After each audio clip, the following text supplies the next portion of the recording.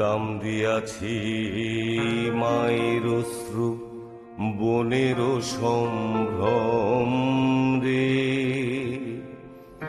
বলতে কি কেউ পারো তোমরা সে দাম কারো কম রে।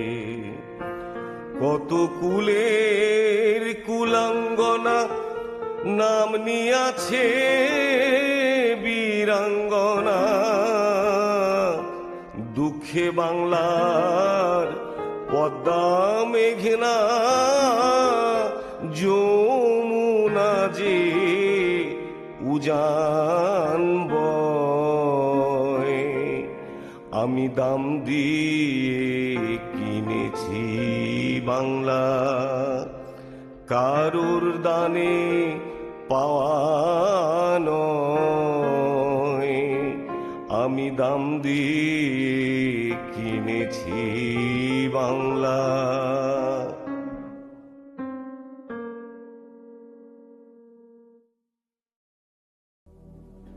মানি প্ল্যান্টের চারা, রুমা মোদক। গভীর রাতের স্বাভাবিক নিষ্পাপ নীরবতা ভেঙে একদিন আমার 85 বছর বয়সের বৃদ্ধ বাবা ঘুমের মধ্যে কিছু বিভৎস শব্দমালা বিড়বিড় করে উঠলেন। যে শব্দমালা বিড়বিড় করে উচ্চারিত হলেও আমাদের নদীর মতো শান্ত জীবনধারায় সুনামির মতো প্রবল ঢেউয়ে আছড়ে পড়ল। আমার চিন্তাকে আমূল নাড়িয়ে ব্যক্তি জীবনকে এক সমাধানহীন প্রশ্নের মুখোমুখি দাঁড় করিয়ে দিল।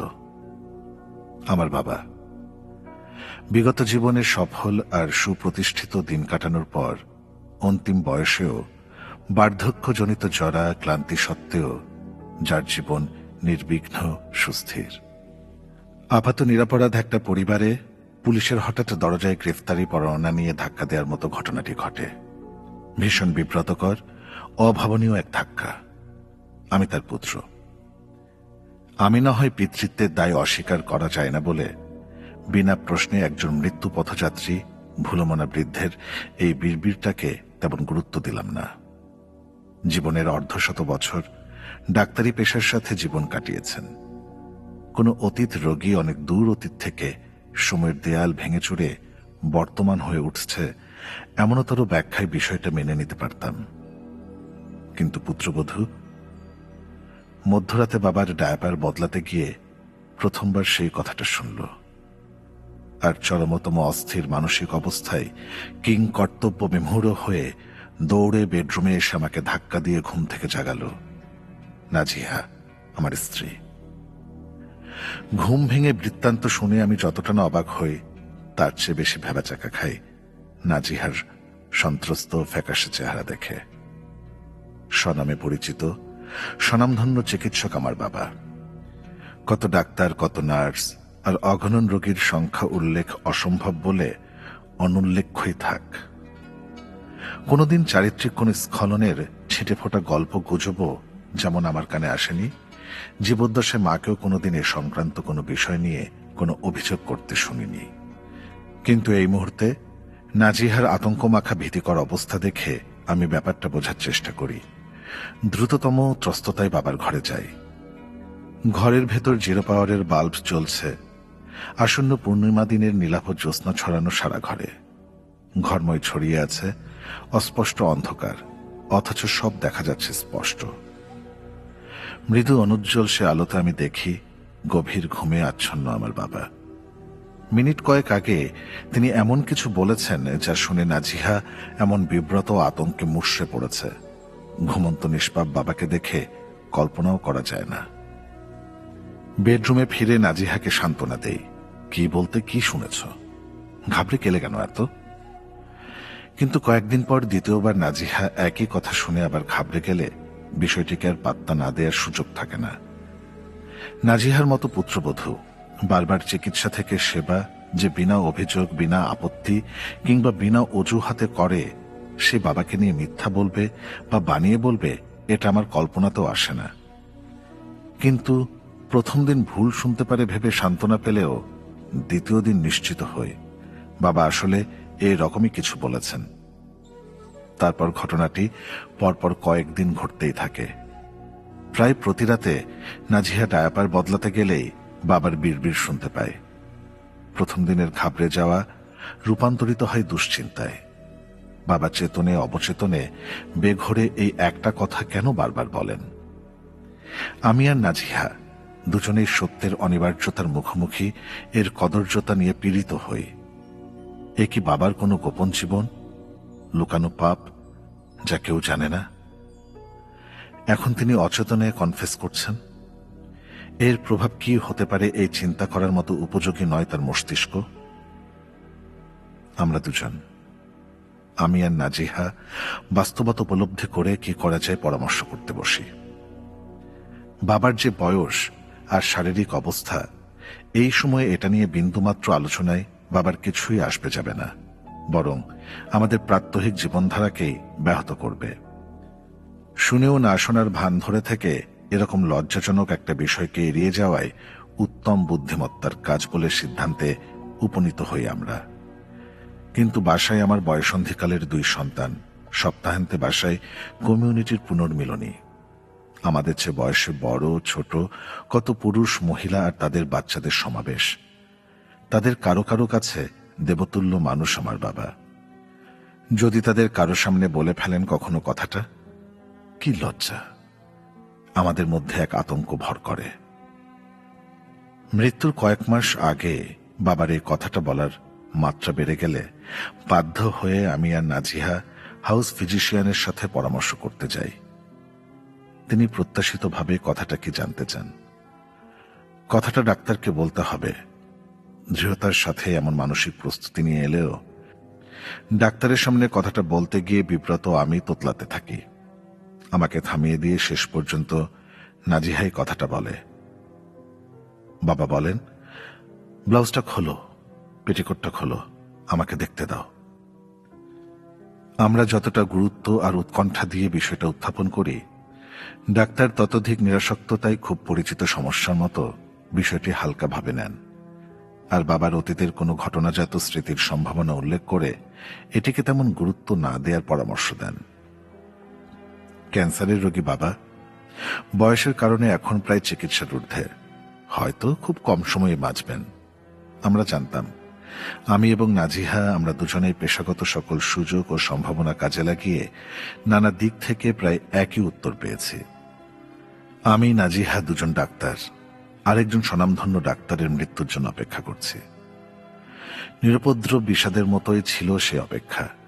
হঠাৎ বাবার এই কথার উপদ্রব আমাদের অপেক্ষার স্থির জলে এমন অস্থিরতার ঢেউ তুলল যে পুত্র হিসাবে পিতার একটা অজানা অতীত আমার মস্তিষ্কে যেন পেরেকের মতো গেঁথে গেল।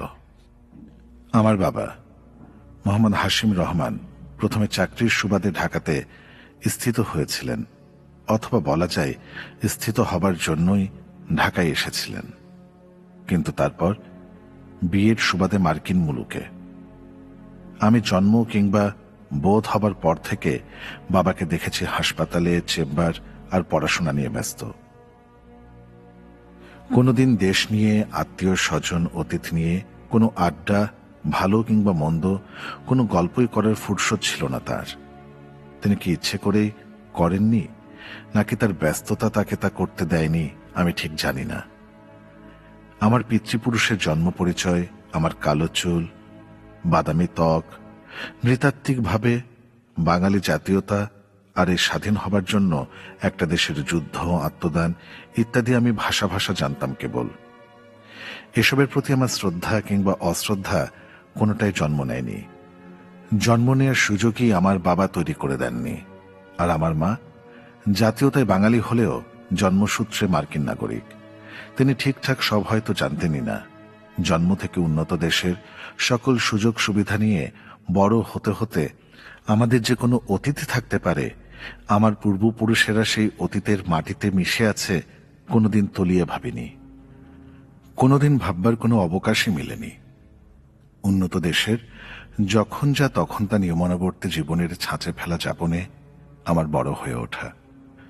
সেই বড় হওয়ায় জাতিসত্তাগত জিন, ইতিহাস, আবেগ, ইমোশন আমার জন্য কতটা প্রয়োজনীয় ছিল আমার হয়তো জানাই হতো না শেষ বয়সে আমার বাবা তার অতীতে ফিরে না গেলে। ডাক্তার বলেই আমি জানি এটি একটি রোগ বই নয়। বয়স বাড়লে সবারই হয়, কম কিংবা বেশি। আমার বাবার এই রোগটি শুরু হয় বছর 5 আগে। তিনি দুপুরে কি খেয়েছেন মনে করতে পারতেন না আদৌ খেয়েছেন কিনা। আমার ছেলে মেয়ের নাম ভুলে যান। তার উপর মৃত্যুর কয়েক মাস আগে প্রোস্টেট ক্যান্সার ধরা পড়লে চিকিৎসার অতীত অসহায়ত্বে ধীরে ধীরে ক্ষয়ে যেতে থাকেন, আর চেতন অবচেতনের মাঝামাঝি এক অচেনা অনামে দিন কাটান। আর তখনই তার এই অদ্ভুত আপাত অশ্লীল বিড়বিড়। গুরুত্ব না দিয়ে এড়িয়ে যাবার পরামর্শ দিলেও ডাক্তার নিশ্চিত করে এটা বলেন যে এটি নিশ্চয় তার জীবনের বড়সড় কোনো ঘটনা। শেষ সময়ে এসে সব ছাপিয়ে মাথায় যা ভারী হয়ে চেপে বসে আছে। না, ডাক্তার কোনো সন্দেহ নয়, নিশ্চিত করে বলেছেন কথাগুলো।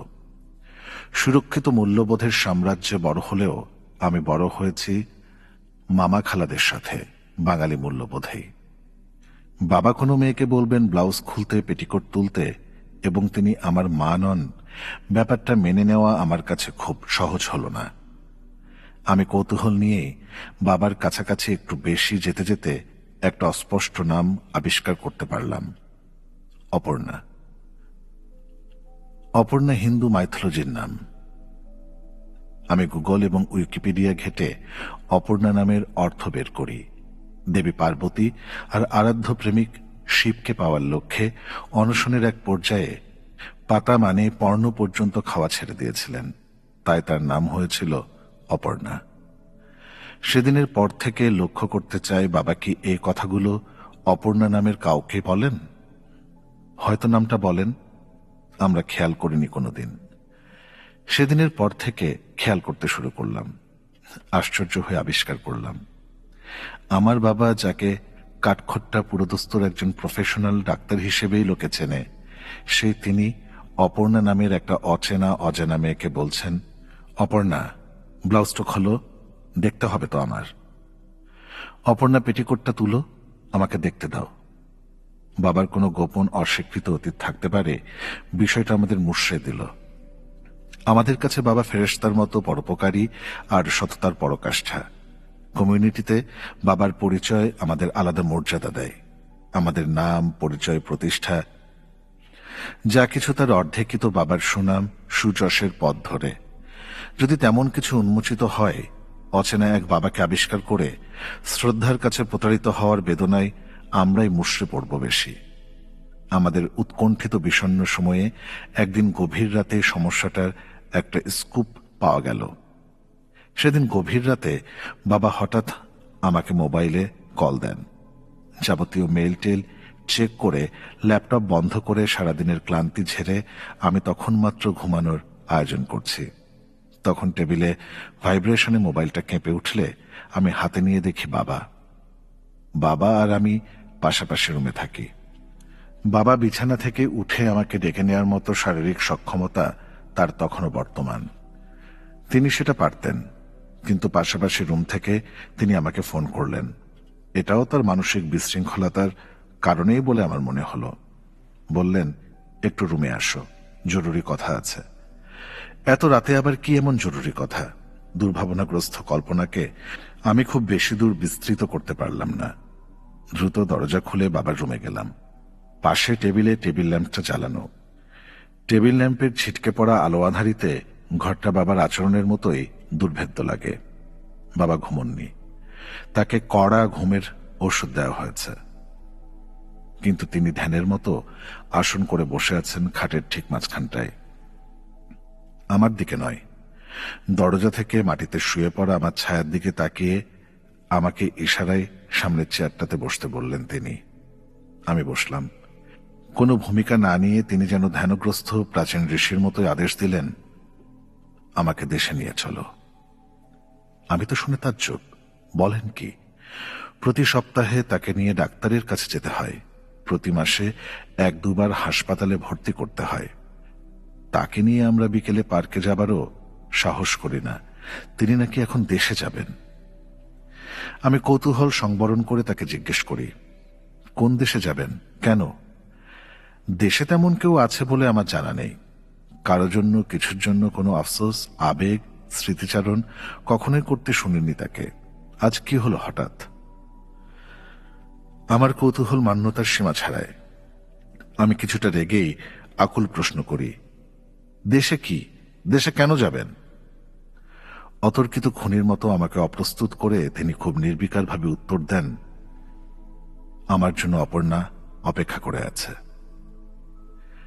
আমি অধিক কৌতূহল আর অপার বিস্ময়ে থই না পেয়ে তৎক্ষণাৎ জানতে চাই, অপর্ণাকে?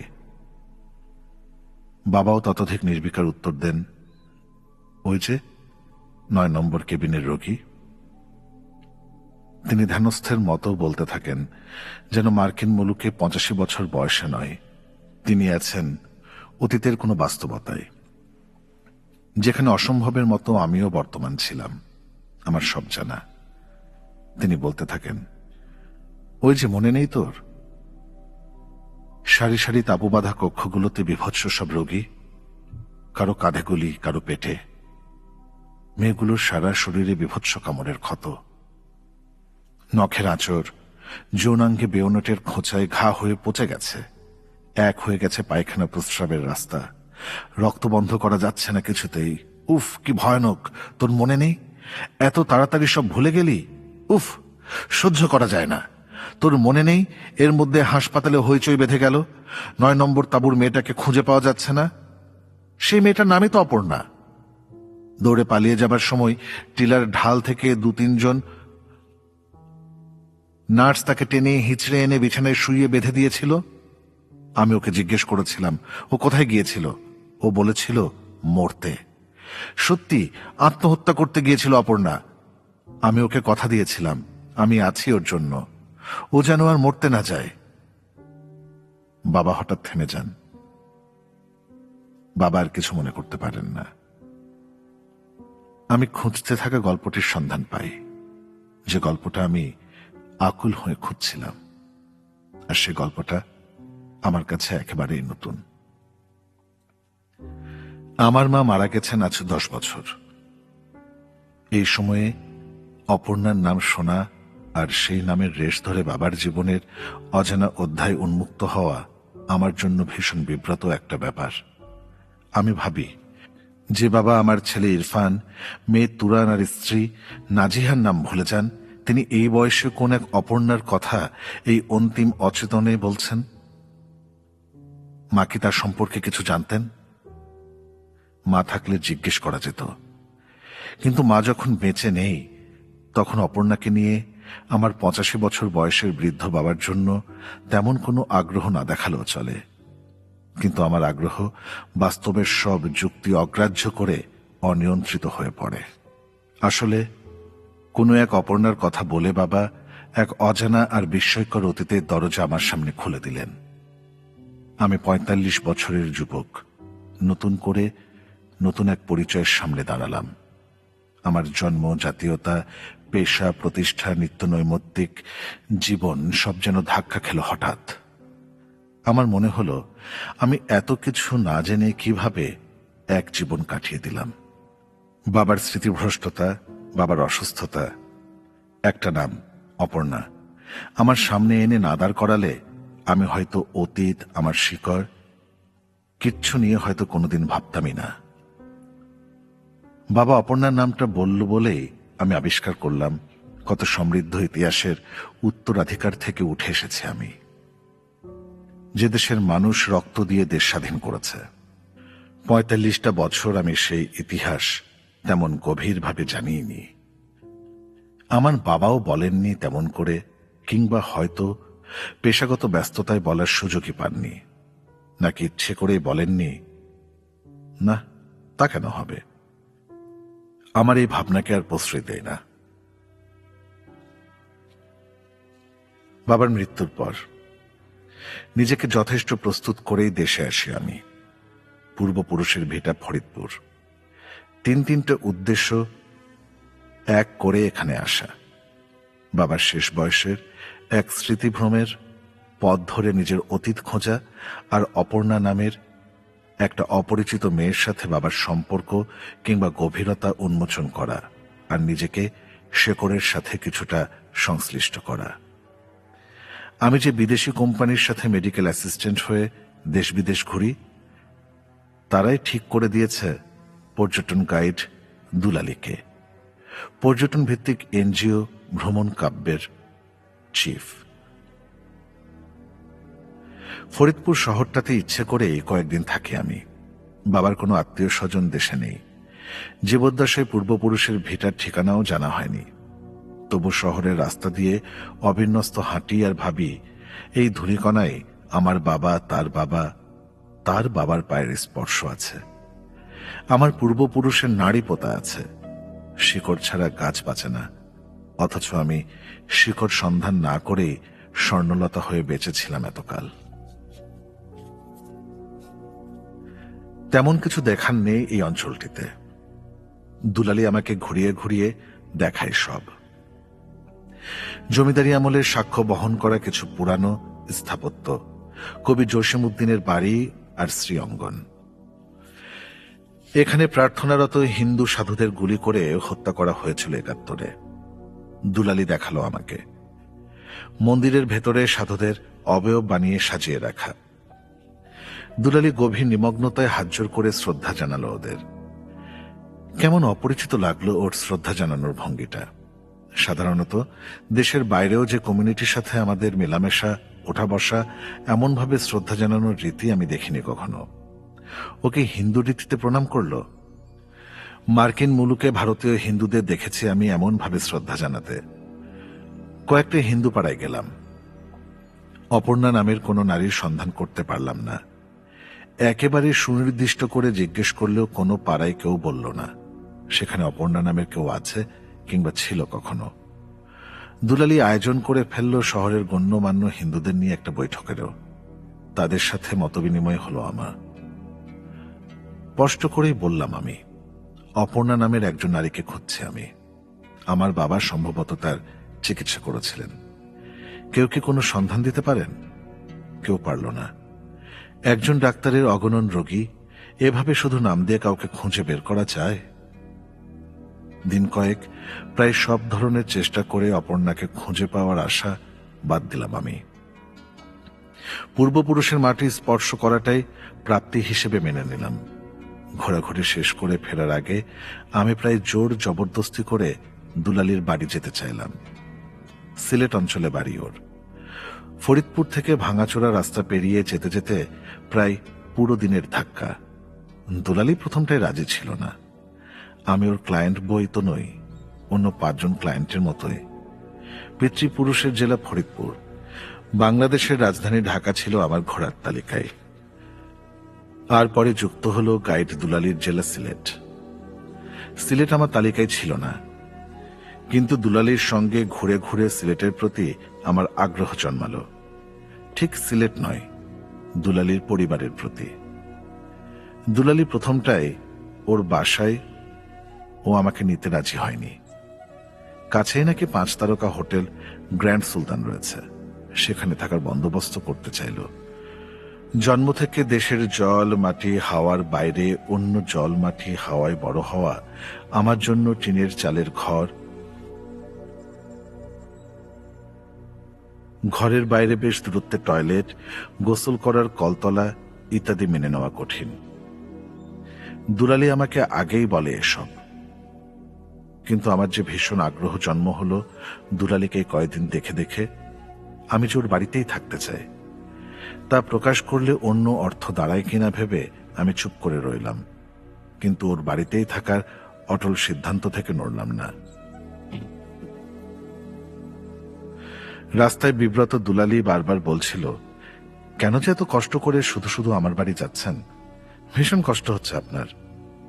তা কিছুটা হচ্ছে বইকি। এমন উঁচু লাভ নিচুস্তর রাস্তায় চলার অভিজ্ঞতা আমার একদমই নেই। কিন্তু দুলালীর ত্রস্ত বিব্রত অবস্থায় ওকে আশ্বস্ত করার জন্য বলতে হলো, আবার কবে আসি না আসি দেখে যায় না একবার আমার জাতিসত্তার, আমার বয়সী মানুষের জীবন এখানে কেমন। দুলালীকে আমার গাইড হিসেবে দেওয়ার আগে আমি ওর জীবন বৃত্তান্ত দেখেছি। বাবা আমজাদ আলী, মা কুলসুম বেগম। দুলালী বিবাহিত নয়। গাইড হিসেবে মানুষের সঙ্গে দেশের ভেতরে ঘোরার সমৃদ্ধ অভিজ্ঞতা ওর। দেশের বাইরে থেকে কেউ দেশটা ঘুরে ঘুরে দেখার জন্য এলে কোম্পানি ওকে চুক্তিবদ্ধ করে। দুলালী অবিবাহিত, বিয়ে করেনি। বয়স কত তা দেখে ঠিক আন্দাজ করা যায় না।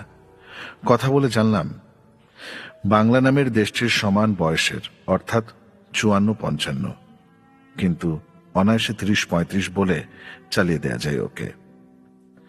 মুসলিম ঘরের মেয়েরা কপালে টিপ পরে না বলে জানতাম, কিন্তু দুলালী 24 ঘন্টা দৃশ্যমান বড় আকারের একটি টিপ পরে থাকে। বর্তমান বাংলাদেশের রাজনৈতিক, সামাজিক যত খবরাখবর আন্তর্জাতিক মিডিয়ায় পড়ি, তাতে ব্যাপারটা আমার কাছে খুবই বেমানান লাগে। আমি লক্ষ্য করি যেদিকে যাই মানুষ ওর দিকে তাকায়। দুলালী আমাকে বলেছিল টিপের কারণে মানুষ ওকে শাহবাগী বলে, গালি দিয়ে বলে, বুলি করে বলে। তবুও তুমি টিপ পরো কেন? উত্তরে দুলালী বলল, টিপ পরা ওর মায়ের খুব পছন্দ। এদেশে এই বয়সের একজন নারী কেবল মায়ের পছন্দ বলে টিপ পরে, এটা আমার বেড়ে ওঠা সমাজের মূল্যবোধে অকল্পনীয়। অবাক হয়ে জিজ্ঞেস করলাম, শুধু মায়ের পছন্দে পড়ো, তোমার পছন্দ নয়? দুলালী জড়তাহীন উত্তর দিল, আমার খুব একটা পছন্দ নয়। আগে সবসময় পড়তাম না, কিন্তু এখন সবসময় পড়ি। প্রতিবাদ জানাতে পড়ি। প্রতিবাদ?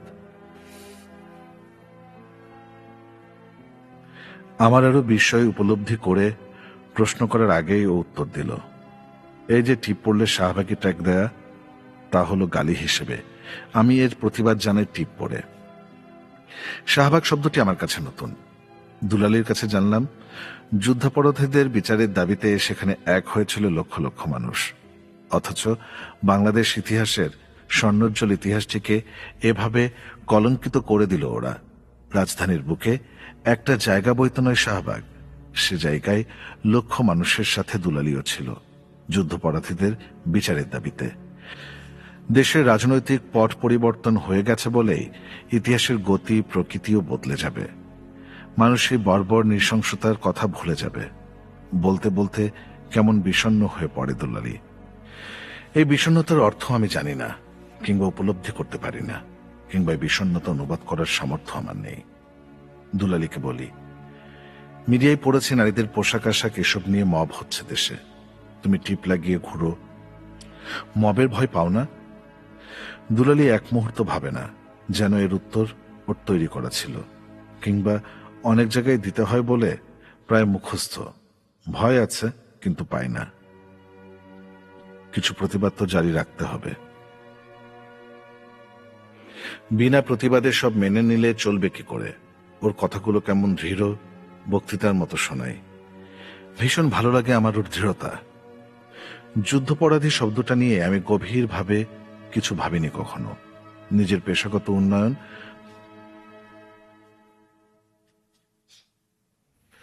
আর পড়াশোনার বাইরে এসব নিয়ে মাথা ঘামানোর কিংবা গলাবার কোনো ইচ্ছা কিংবা প্রয়োজন কিছুই সৃষ্টি হয়নি আমার। খুব অবাক হয় দুলালী। আমার মুখের দিকে তাচ্ছিল্যে বিস্ময় ছড়িয়ে দিয়ে বলে, আশ্চর্য, আপনি জানতেন না এই ইতিহাস? আপনার বাবা বলেননি কোনোদিন? তারপর একটি দীর্ঘশ্বাস সমান বিরতি টেনে দেয় কথায়। আসলে এজন্যই তো দেশটা আজ এই খাদের কিনারে গিয়ে দাঁড়িয়েছে। আপনাদের ইতিহাস নিয়ে না ভাবলেও চলে, আর আমরা ইতিহাস ভুলতে পারি না।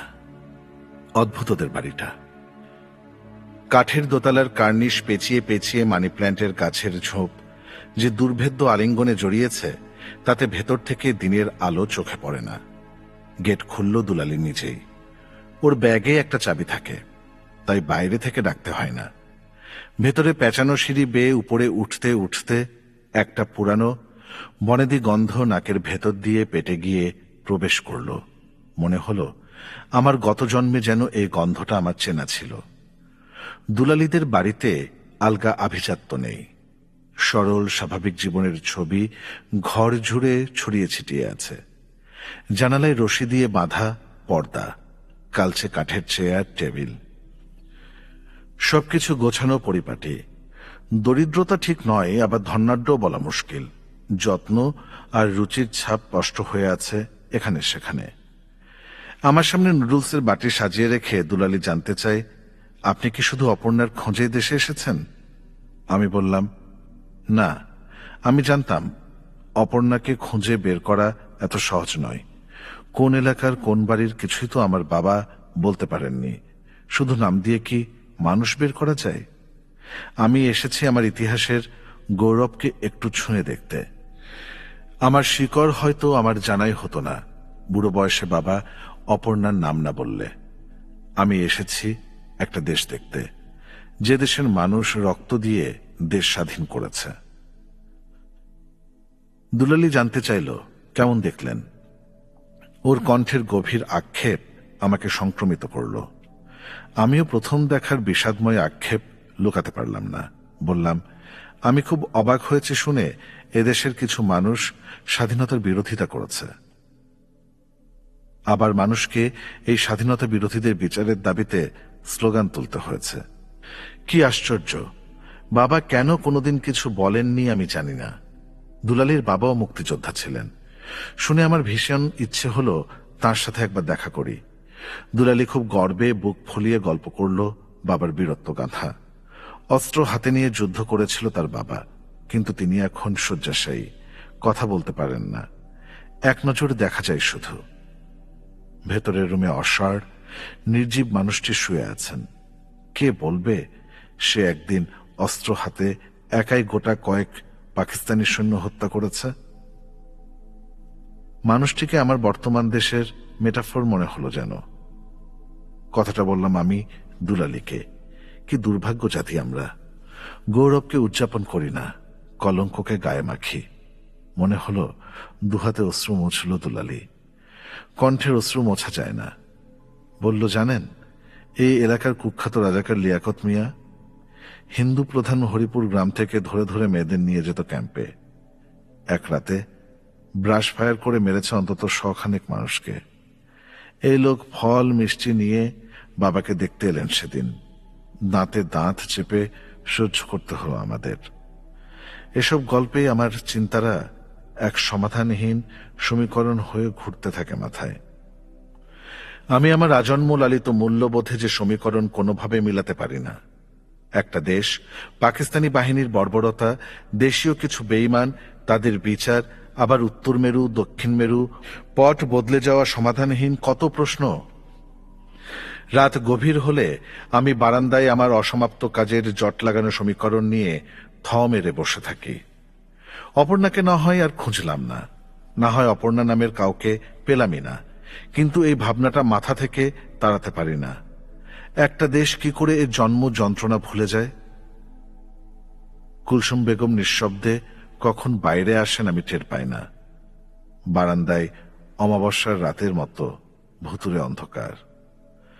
অন্ধকার চিরে হঠাৎ তার কণ্ঠ ভেসে আসে যেন। ইতিহাসের সব গ্লানি নিয়ে অন্ধকারে তার অস্পষ্ট চেহারা দৃশ্যমান হয় না আমার কাছে। কুলসুমা বেগম কোনো ভূমিকা না করে বলেন, বাবা, আমি কি ব্লাউজটা খুলব?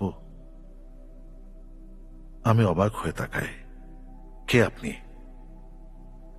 আমি দুলালীর মা।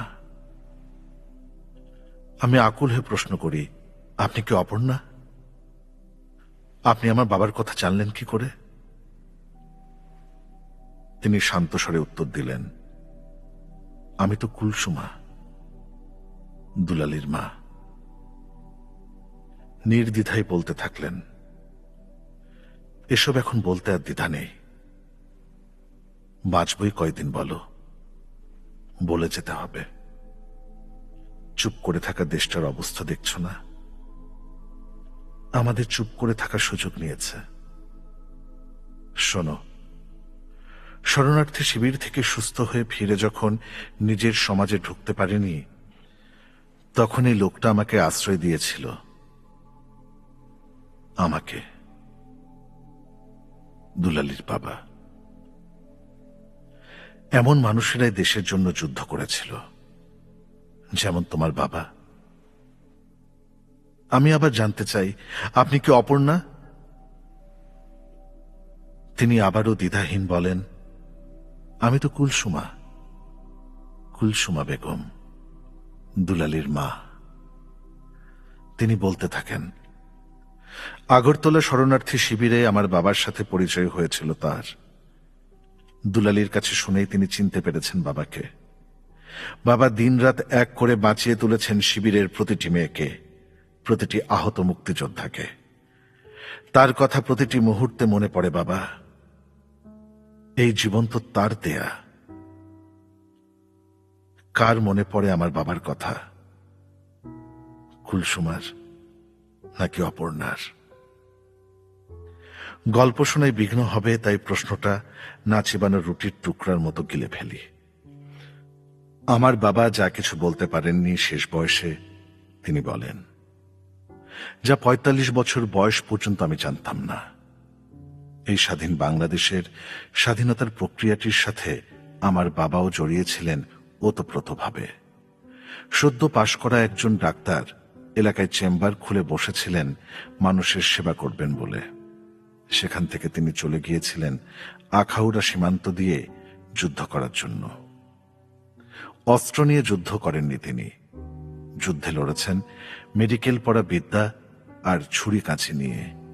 আর তাই তো বাবা ছিলেন আখাউড়া সীমান্তে ত্রিপুরা প্রদেশের আগরতলার শরণার্থী শিবিরে। আমি অপর্ণাকে ফরিদপুরে কিভাবে খুঁজে পাব?